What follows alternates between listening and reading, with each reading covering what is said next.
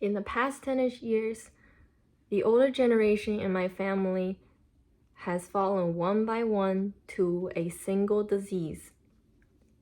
I've lost my grandparents over this, and that disease is cancer. That's right. I believe a lot of us has already had some kind of experiences with cancer, whether it's in our families, in our friends, or even in ourselves, because frankly, the ages of people getting cancer has been getting younger and younger, and that is pretty terrifying. My family who has passed away from cancer has all unfortunately gotten a very similar kind of cancer, and that is some kind of digestive tract cancer, whether it's in the esophagus or in the stomach, or a colon cancer. Colon cancer is a big one. And it's quite worrying that not only this has plagued our family for so long and it doesn't seem to end, but also it's quite scary because potentially it could be genetic, and it's probably gonna happen to me as well. I know how my families has struggled with it. I know how they died from it, and I know how long they lived, and that's probably how long I will live and how I will die as well.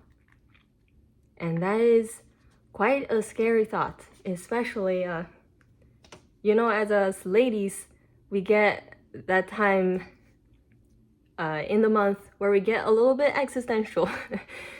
And every once in a while, I get reminded of the existence of this genetic curse living inside of my body, waiting to wreak havoc someday. We don't know when. And it's quite terrifying. But to be honest, I have gained some kind of benefit from it. Because when we're young and hopeful, we don't really consider that things are gonna end one day. But living through these experiences with my families has really taught me that death exists, I guess. That everything is gonna come to an end. And it has painted me such a clear image of how I will struggle and die eventually. And it really made me realize that I need to cherish the life I have when I'm still able to. I guess live life to the fullest, am I right? I've always been pretty hesitant about being honest to myself about the things that I love. Because, a lot of times we want to live for ourselves in theory, but there are expectations and there are like realities that we need to consider. A lot of times I'm a bit afraid of expressing my true thoughts, I guess. But ever since gaining this new perspective on how to live life, I feel a bit more comfortable being honest not only to myself but to the world about what kind of person I am, the things that I like. I'm okay with chasing things that are not necessarily that practical. Even even though sometimes I'm a bit strapped for cash. I'm more okay with that. Or if I'm doing something, going in a direction that's not really my family's expectation, that's fine.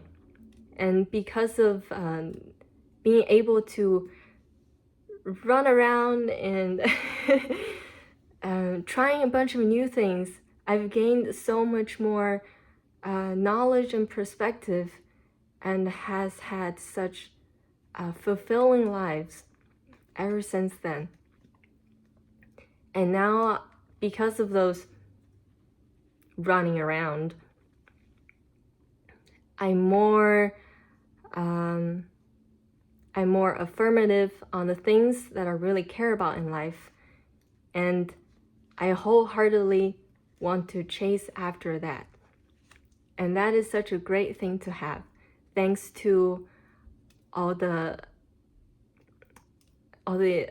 experiences with death that I've had in the past.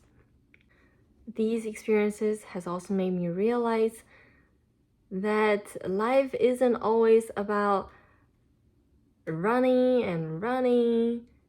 and chasing after things. Sometimes you could just sit down and enjoy being alive, enjoy existing, enjoy having the possibilities to do things that a lot of other people couldn't do anymore. And being able to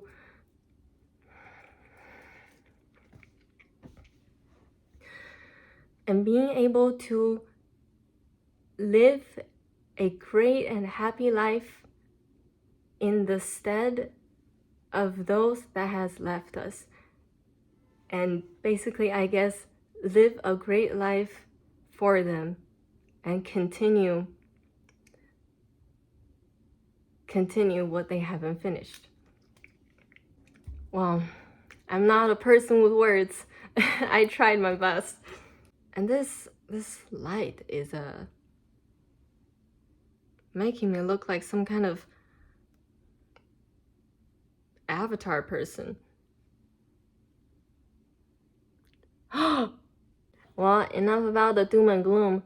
I would really love to tell you about how to prevent or spot these digestive tract cancers early on, because they are fairly easy to spot if you do the proper measures. I would say the first thing that's really terrible for your digestive tract is alcohol. That's right, our happy potion. I would say avoid alcohol if you can, if you don't want digestive tract cancers. But I know it's not that easy. We get stressed out, and there are social situations, right? So what do? I would say try to avoid hard liquor and frequent drinking, or just heavy drinking in general. Don't drink once a day, maybe like a beer a week, or keep it in that range. Here's a crazy thing about my grandpa. He used to drink 1 shot of white wine. It's not technically white wine, but it's like 60% alcohol rice wine. He drinks a shot of it every day, saying that it was good for health. It wasn't really. He ended up getting stomach cancer and then later colon cancer. Alcohol is no joke, guys. It is no joke.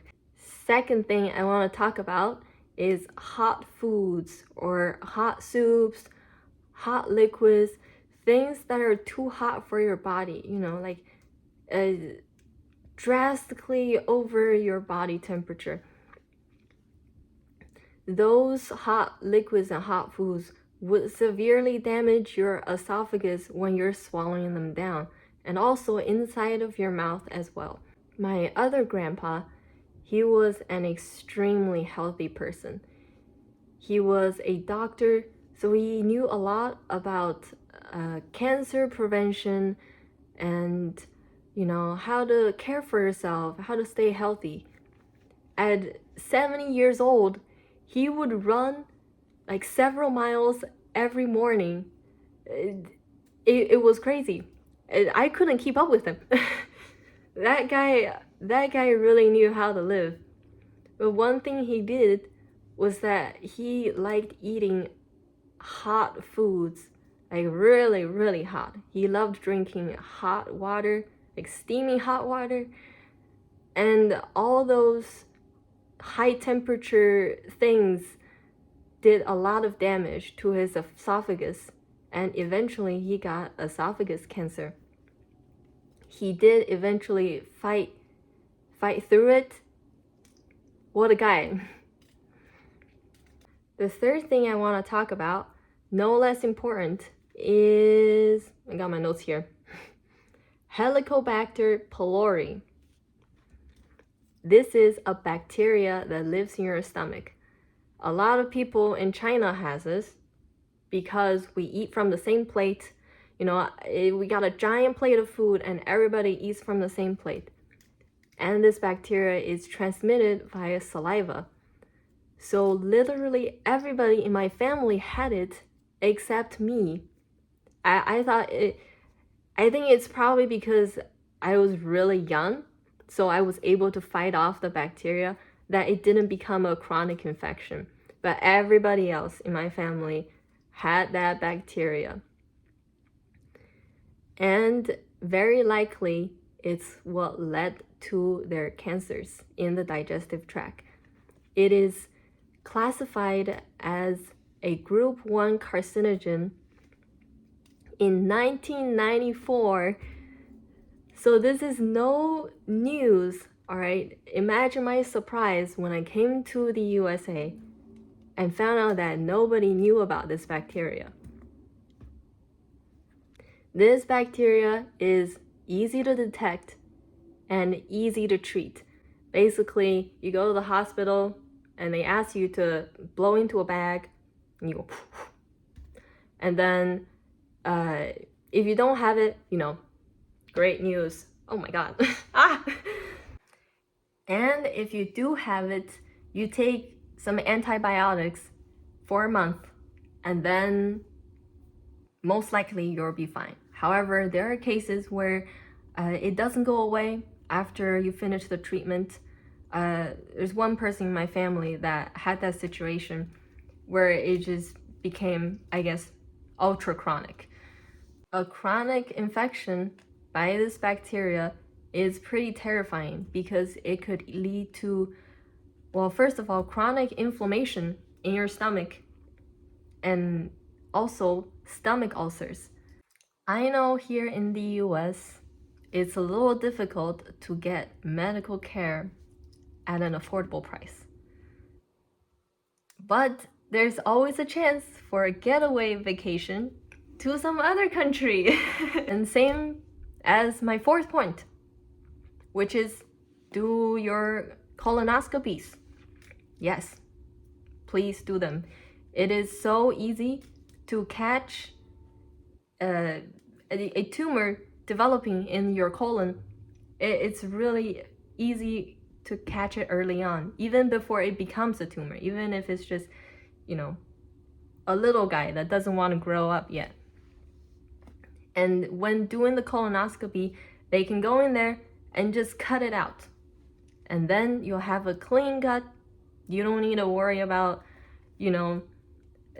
a tumor suddenly appearing on you and it's stage 4.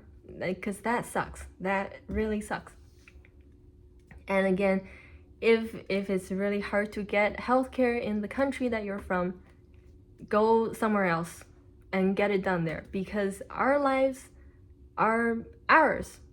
The hospitals and the insurance companies, they're not gonna care about your life as much as you do.